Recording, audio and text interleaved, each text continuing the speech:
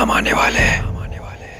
अगर आप इस वीडियो को मॉर्निंग में देख रहे हो तो सारा दिन पड़ा है आपके पास। अगर दोपहर में देख रहे हो तो आज के 6-7 घंटे फिर भी बचेंगे आपके पास। अगर नाइट में देख रहे हो तो कोई बात नहीं, सुबह उठकर फिर से देख लेना इस वीडियो को। ये वीडियो देखने के बाद आपका एग्जाम को लेकर जो स्ट्रेस है बिल्कुल गायब होने वाला है और पढ़ाई पर ध्यान लगने वाला है, क्योंकि अब आप डिसाइड करोगे कि इन घंटों को आप कैसे यूटिलाइज करोगे। मुझे पूरा विश्वास है ये एडवाइस 100% काम करेगी। लेकिन उससे पहले आपको एक छोटी सी कहानी सुनाता हूँ। एक बार एक बूढ़ी औरत एक गांव में अकेली रहती थी। उसका ना कोई पति था, ना बच्चे और ना ही कोई रिश्तेदार। बस वो अकेली रहती थी और अपना पेट पालने के लिए, अपना गुजारा करने के लिए रुई काटने का काम करती थी। मतलब कि वो रुई को धागे में बदलकर बाजार में बेचा करती थी। उसका ये रोज का काम था। वो रोज बाजार से रुई लेकर आती थी और दिन भर काम करके रुई से धागों के गोले बनाकर बाजार में बेचने चली जाती थी।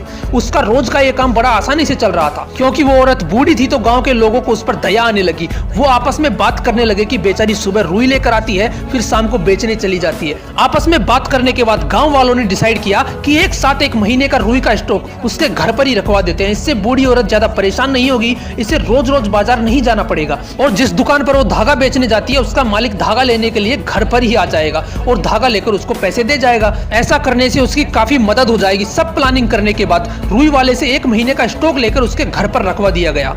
शाम को जब दुकान वाला उस औरत के पास धागा लेने गया तो उसने देखा कि उस औरत ने कुछ भी काम नहीं किया था। दुकान वाले ने सोचा कि शायद बूढ़ी औरत है इसलिए काम करने की हिम्मत ना हो। लेकिन दुकान वाला दूसरे दिन फिर गया, लेकिन दूसरे दिन भी वही हाल था। तीसरे दिन गया तो तीसरे दिन भी वही हाल। जब वो चौथे दिन उसके घर गया तो उसने देखा कि वो बूढ़ी औरत बिस्तर पर बीमार पड़ी हुई है। उस व्यक्ति ने गांव के कुछ लोगों को बुलाया। लोगों ने जब उस बूढ़ी औरत से पूछा कि माँ जी क्या हुआ, आपको अचानक बीमार कैसे हो गए, तो बूढ़ी औरत ने जवाब दिया कि बेटा जब से तुमने मेरे घर पर इतनी रुई रखवाई है तब से मुझे चिंता खाई जा रही है कि इतनी रुई मैं कैसे काटूंगी। और इसी चिंता में मैं शुरू ही नहीं कर पाई और इतनी परेशान हो गई कि जिससे ना कुछ खाने का मन हो रहा था और ना ही कुछ सोच पा रही थी। इसलिए धीरे धीरे तबीयत खराब हो गई। उस औरत की बात सुनकर उन लोगों को अपनी गलती समझ में आ गई कि उन्होंने रुई का इतना बड़ा गट्ठर रख दिया था कि जिस पर काम करने का ख्याल ही उस औरत को डरा रहा था और उस औरत को चिंता दिए जा रहा था। वो रोज थोड़ी थोड़ी रुई तो काट सकती थी, लेकिन इतनी सारी रुई देखकर वो चिंता में पड़ गई, वो स्ट्रेस में आ गई। और यही इस वक्त आपके साथ हो रहा है। एग्जाम सर पे है, सिलेबस पूरा पढ़ा है, मैंने तो कुछ पढ़ा ही नहीं अभी तक।